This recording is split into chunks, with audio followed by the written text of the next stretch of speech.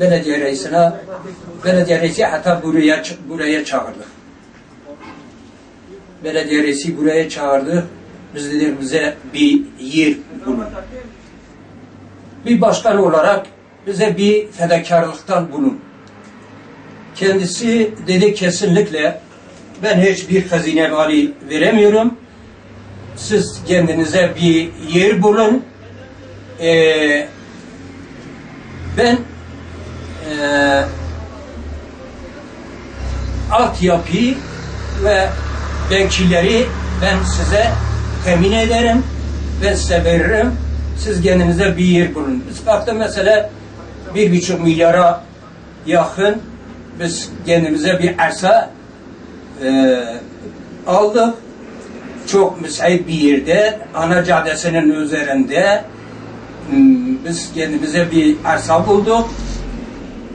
Adam kalktı 3-4 tane zengin müteahhitlerle işbirliği yaptı, anlaşma yaptı. Kalktı bize dirsek çevirdi. Biz şimdi ondan sonra biz dilekçeyi götürüyoruz belediyeye.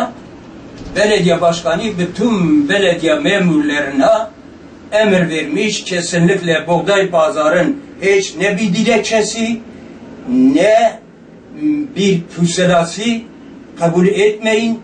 Kesinlikle kabul etmeyin. Ondan sonra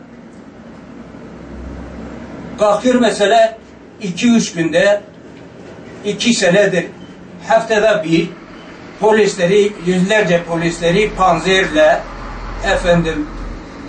polisleri üzerimize getiriyor, Rus kapısımızı kapatıyor.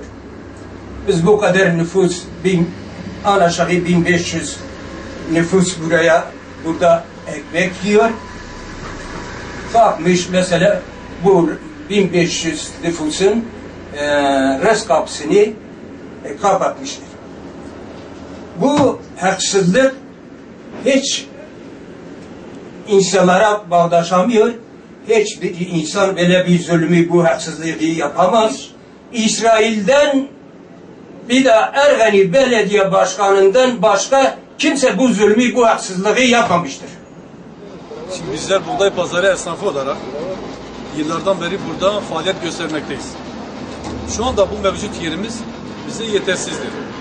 Kendi isteğimizle, kendi irademizle, hiç kimsenin zorlaması olmadan kendimiz buradan çıkmak kararını 2 yıl önce almış bulunmaktayız. Çıkmak kararından sonra kendimize bir yer tahsis ettik. Yapılan yer tahsisinde resmi yerlere müracaatımızı yaptık. Fakat her ne hikmetse almış olduğumuz arsaya ruhsat müracaatımız reddedilmiş bulunmaktadır. Şu anda bunu yetkililerden aldığımız arsamıza ruhsatımızın verilmesini talep ediyoruz. Mevcut yerimiz hem Ergani için hem bizim için dardır. Çalışmamız zorluk içerisindedir. Çevrede rahatsız olmaktadır. Bunu biliyoruz. Ama yeni almış olduğumuz arsamıza bir an önce ruhsatımızın verilmesi yetkililerden talebimizdir. Aşağıda bizim irademizin dışında yapılmış olan bir yer vardır. Orası tarımsal alan üzerinde yapılmıştır. Resmi kanallarca orası mahkeme verilmiş ve orası hakkında yıkım kararı çıkartılmıştır. Birileri de bizi oraya zorlamaktadır. Arkadaşlar olarak Ergani Zahireciler Kooperatifi kurmuş bulunmaktayız. Almış olduğumuz arsayı kendi esnaflarla, kendi vatandaşlarımızla, esnaflarla birlikte istişare ederek yeri tespit ettik. Mevcut olan yapılan yere gitmeme konusunda bir art niyetimiz yoktur. Orası buğday pazarının faaliyeti konusunda ters bir yerdir.